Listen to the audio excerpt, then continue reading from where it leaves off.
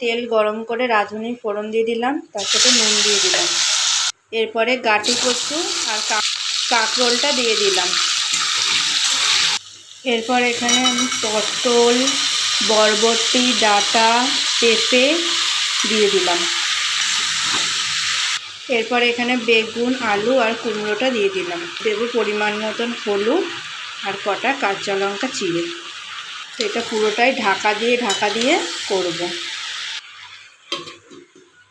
এবার এখানে ইলিশ মাছের মাথাটা দিয়ে দিলাম। এটা ভালো করে এবার নাড়াবো।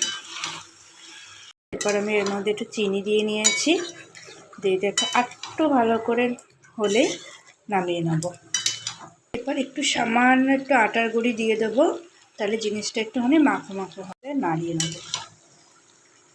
এই আমাদের ইলিশ মাছের মাথা দিয়ে পাঁচমিশালি তরকারি।